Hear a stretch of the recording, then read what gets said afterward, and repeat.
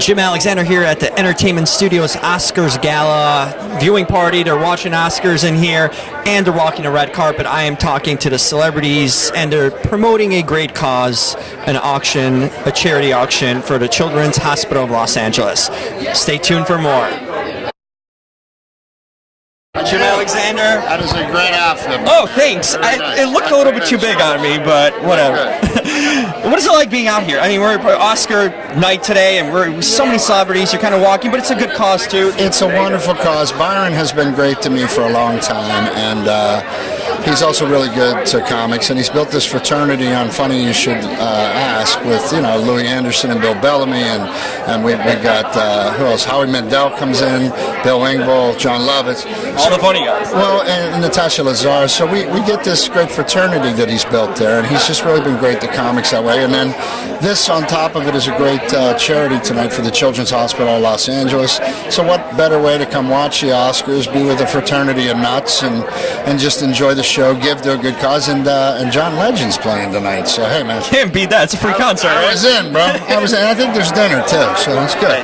It's a good night so far. Are you a Chicago guy, by the way? I'm not. I'm a Pittsburgh guy, but I played a Chicago guy for a long time. That's right. We're not far off. It's kind of the same dirt. Yeah, we have Ditka in common, right? Exactly. Ditka. That's right. He's from my town, made famous in your town. So wow, was he really from your? He's from Eastern Pennsylvania. That's right. Pittsburgh boy. So cool. I remember seeing you at an improv in Woodfield, Illinois. Okay. I remember seeing you. You were hilarious. That was my first introduction to you, before Mike and Molly. How'd I do? You did great. All right. It was a packed house. As a comic, you gotta always ask what show it was. He can do well. So his stand-up, really good. Just wanted to, that was a personal kind of touch for me.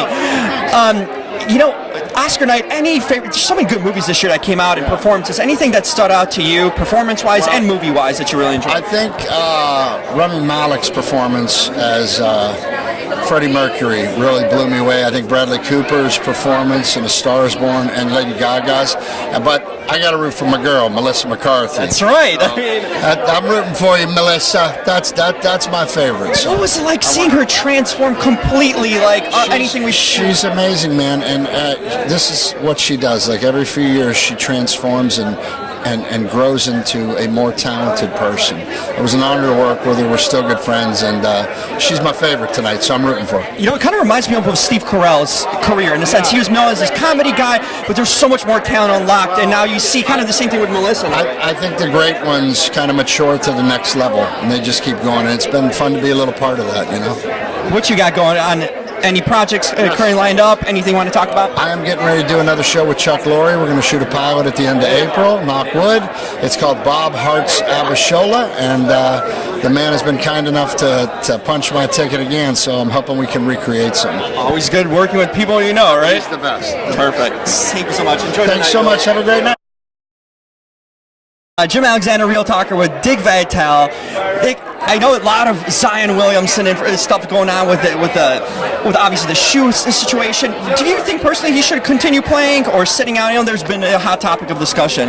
No doubt about it, he should play. If the doctors clear him and say that he's healthy enough to play, why shouldn't he play? He loves it, loves his teammates, loves college, and I think anybody talking about he should pack it in, it's absurd. It's not logical. This kid loves college. That's why he's there, and for his teammates too. Now, why quit? Yeah. You can teach kids the value of quitting. That's not some value you want. So again, I think people have to understand there's things in life other than just money. Trust me, he's going to do well. We know that. A lot better than you and a lot better than me. I can tell you that. Perfect. How do you feel like it's such a wide open season in college basketball? You could see Duke, you could see so many teams making the Final Four. Why do you feel it's been so open in a sense, even dating back to last year, but you think it's kind of the cream's going to rise to the crop more towards the tournament season, or you think it's going to be really wide open all along? Well, I think we got a lot of good teams out there. I mean, we really do. When you mention obviously Duke, if they play their A game and have all their healthy parts, they'll be tough to beat. However, saying all that, Gonzaga, you talk about teams like Kentucky coming on strong, North Carolina getting better and better. I think it's just going to be a great March Madness. I'm kind of disappointed this year. I'm a big Northwestern fan. I'm from Chicago. They had such a great run last year. What do you think was kind of the slide this year for them to not be at the level they were last year? Well, obviously they lost some key players, but number two, the conference is so tough. I mean, up on top, there's so much really competition. Competition's the key. Be patient. Keep cheering for your Northwestern guys. And finally, wanted to end off, I'm also a Bulls fan. Any hope for us if we don't get Zion number one? I mean, R.J. Barrett's there in the draft, and Cam Reddish. Any other prospects you really like? Well, I'll tell you one thing. They got some good young players now. Markkam's very good, and so is the kid, Levine. Wendell Carter, too. Wendell Carter, and also don't forget about the kid from UCLA, Zach LaVine. Zach LaVine. He's a terrific player. So they got some good young players. Unfortunately, the NBA has all the superstars going to certain teams, and it's very difficult to catch them. Yeah, it's a crazy time in basketball. Thank you so much. Thank you. Hello, sir. Good to meet you. Good to meet you. What a beautiful family. I mean, this is my first impression. Everyone's just dressed so angelic. It's great. What does it mean to have this event? I mean, put on by you, and so many people coming out for such a good cause. What do you feel about it, just in general? What do you feel about it? It's amazing. It's our third year. The first year, Tony Braxton and Babyface performed for us. Last year, Katy Perry and Jamie Foxx. This year, once again, we have Academy Award winner Jamie Foxx and a piece of history, the first African American and the youngest person to ever win an EGOT, an Emmy, a Grammy, an Oscar, and a Tony, the youngest person to achieve that, Mr. John Legend. It's spectacular. It's all for wonderful cause while we celebrate excellence in Milwaukee. But we have to remember, not too far from here, we have families who are fighting for their children's lives or their health, and we want to do whatever we can to do. So if you're out there, please go to Children's Hospital's website, and if you only donate $1, it's appreciated because we need all the angels we can get. Please be an angel. What inspired you to promote that cause? I mean, there's just so many causes, but that's such a big one. I mean, you obviously have children too yourself. So what is it personal for you about that cause? My mother had me 17 days after her 17th birthday, and we came here in July of 1968, 50 years ago. And things were very lean for my mother and I. 68, slept on the sofas of a lot of nice, gracious people, and in some cases floors. And unfortunately, I became very ill. I got a really nasty infection in my leg, and I went to Children's Hospital, and they treated me, and they said, look, we're going to give him some medication, and we're going to have me in the hospital. They said, if this doesn't work, we have to seriously look at amputating his leg, Byron's leg. And they saved my leg, they saved my life, and it's something that you'll always remember because they didn't charge my mother. And they do amazing work, and as I stand here today, I am an absolute witness to it, and I will always appreciate them for who they are and the amazing work that they do in the community and what they do for children. Yes, you have a question.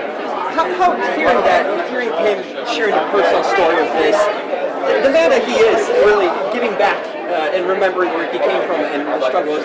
How do you see this on an everyday basis, and how endearing is that to just hear that? That's who Byron is. He's all heart. He's a real guy. He's not a phony baloney. Like a lot of people out here in La La Land. He's a very generous, kind person, and that's I think what people are attracted to. He likes to help people. And Children's Hospital LA is renowned throughout the world. They're helping children, and the only way that we can do that is through generous people like people who showed up tonight that want to help the children. And it's great to be able to share this with our family and have a fun time doing it. Everyone wants to go to Oscar weekend. That's right. And finally, any Oscar picks for any favorites for you, movie-wise or performance-wise? I like Green Book. That was an amazing movie. I loved Glenn Close and The Wife. Yes, it's time for her. Everyone says it's the year of the woman. It has to be the year of the woman. We need to talk more about what women are doing and acknowledging all the unseen and unacknowledged work that they do behind the scenes and that they don't get paid for. But what Glenn Close said in her speech when she won the Golden Globes was resonated with so many women across the country. Yes, that we need to acknowledge what we do every single day. Yeah. Without women, we don't have a world here. Oh, see, I like you already. Thank you so much. I just want to say personally, you've been a real big inspiration for me. I'm coming out of doing this on my own, but just seeing your work over the years, and it's kind of inspired me to talk to people and just be personable as you are. So thank you so much for being someone I can look up to and hone my craft after. Well, listen, really appreciate you, and thanks for coming out and getting the word out about Children's Hospital Los Angeles. Really appreciate you. Thank you so much. Thank you, young man. Thank you. Thank you. Thank you. Kids. Omarosa, hi. Jim Alexander. We spoke at the 11/9 premiere. Michael Morris filmed then. Yes. Back then. How's life changed since? I know you're kind of freshly married. How's everything going? And now I'm a New York Times #1 best-selling author. Things move quickly, don't they? I'm very excited about it. Anything else coming up? I mean, Well, I had the hardcover came out in August. Now the paperback is coming out in April. Please go to Amazon, support me. And I want to go back to #1 on the paperback side. It's called Unhinged. Omarosa. any more stories that you can share? I or have new material in there. In fact, I'm glad you asked about that. New chapters, new material, new revelations. See, we got it covered. Oscar time. Thank you so much.